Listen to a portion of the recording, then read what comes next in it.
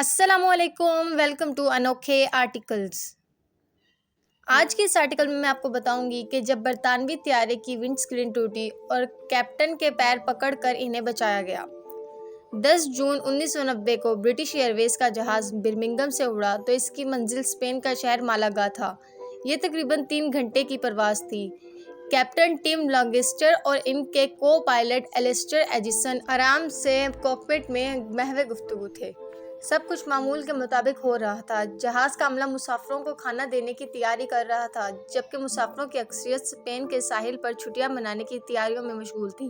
پھر اچانک کچھ ایسا ہوا جس نے سب کو حیران کر دیا۔ ٹیک آف کو 13 منٹ ہی گزرے تھے کہ جہاز کے کیبن سے زوردار دھماکے کی آواز آئی۔ فلائٹ اٹینڈنٹ نائجل اوگڈن نے چند ہی لمحے قبل دونوں پائلٹس کو چائے کا کپ دیا تھا۔ ان کو لگا کہ کیبن میں بم پھٹ گیا ہے۔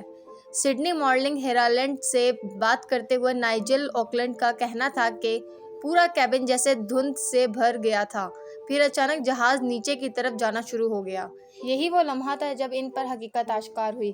کیبن کی ایک کھڑکی غائب ہو چکی تھی اور اس جگہ ایک واضح شگاف موجود تھا۔ اس سے بھی عجیب بات یہ تھی کہ اس شگاف سے جہاز کے کیپٹن ٹم لانگسٹر باہر لٹک رہے تھے۔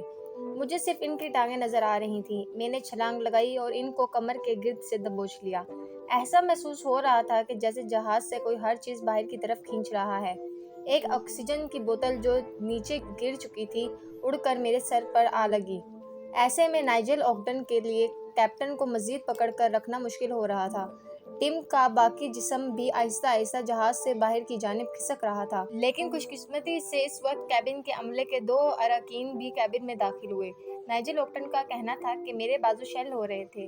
مجھے لگا ہم ٹم کو کھو دیں گے، لیکن پھر اس کے جسم نے کھڑکی پر یو کی شکل بنا لی۔ اس کا چہرہ کھڑکی سے ٹکرایا جا رہا تھا۔ اس کی ناک اور سر سے خون بہہ رہا تھا۔ سب سے خوفناک منظر اس کی آنکھوں کا تھا، جو ہوا کے زور سے پوری کھلی ہوئی تھیں۔ میں وہ منظر کبھی نہیں بھلا سکتا۔ ایک دستاویزی سیریز می ڈے میں پائلٹ ٹم لانگسٹر نے بتایا کہ ان کو یاد ہے کہ جہاز کی ونڈ اسکرین ایک گولی کی طرح غائب ہوئی، جس کے بعد مجھے لگا جیسے میں ہوا میں بلند ہوا اور مجھے یاد ہے کہ میں جہاز سے باہر معلق تھا۔ ان کا کہنا ہے کہ ان کے لیے سب سے مشکل چیز سانس لینا تھا۔ مجھے جہاز کی دم اور انجن نظر آیا۔ اس کے بعد مجھے کچھ یاد نہیں۔ میری یادداشت اس لمحے کے بعد رک گئی تھی۔ فلائٹ اٹینڈنٹ راجس نے کیپٹن کے پیر سیٹ سے باندھ کر ان کے ٹخنے پکڑ لیے۔ ان سب کو لگا کہ ٹم مر چکا تھا۔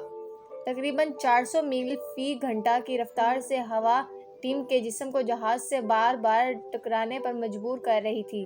عملے کو یہ خوف بھی تھا کہ اگر انہوں نے ٹم کے جسم کو چھوڑ دیا تو وہ جہاز کے انجن سے ٹکرا سکتا ہے۔ کو پائلٹ ایجسن نے جہاز کا کنٹرول سنبھالنے کی کوشش کی اور عملے نے جہاز میں سوار 81 مسافروں کو اطمینان دلانے کی کوشش جاری رکھی۔ ایک مسافر نے مجھے بتایا کہ ایک فلائٹ اٹینڈنٹ جہاز کے پچھلے حصے میں کھڑا رو رہا تھا۔ مجھے لگا جہاز کریش کرنے والا ہے۔ میں نے دعائیں مانگنا شروع کر دیں۔ کو پائلٹ نے اعلان کیا کہ جہاز ونڈ شیلڈ ٹوٹ گئی ہے اور اب وہ ایمرجنسی لینڈنگ کی کوشش کریں گے اور ایجسن اس میں کامیاب رہے۔ 7:55 پر جہاز ساؤتھ ہیمپٹن ایئرپورٹ پر اترا تو سب کی جان میں جان آئی۔ حیران کن طور پر ٹم بھی زندہ تھے۔ وہ بے ہوش اور زخمی تھے، لیکن سانس لے رہے تھے۔ یہ کافی حیرانگی کی بات تھی، خصوصاً طبی عملے کے لیے کہ 20 منٹ سے زائد وقت اتنی بلندی پر جما دینے والی درجہ حرارت میں طاقتور ہوا میں وہ کیسے زندہ رہے۔ ٹم کے جسم میں کئی ہڈیاں ٹوٹ چکی تھیں۔ وہ فرانسٹ بائٹ کا شکار بھی تھے، لیکن چند ماہ میں وہ کام پر واپس آ گئے اور حادثے کے 5 ماہ بعد ایک بار پھر فضا میں جہاز اڑا رہے تھے۔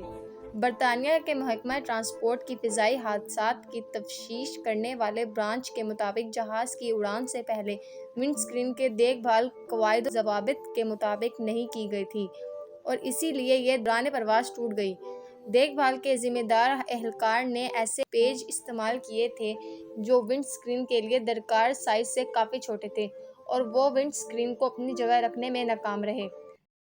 امید ہے کہ آج کا آرٹیکل آپ کو پسند آیا ہوگا۔ اگر آج کا آرٹیکل آپ کو پسند آیا ہو تو ویڈیو کو لائک اور چینل کو سبسکرائب کر دیجیے گا۔ اللہ حافظ۔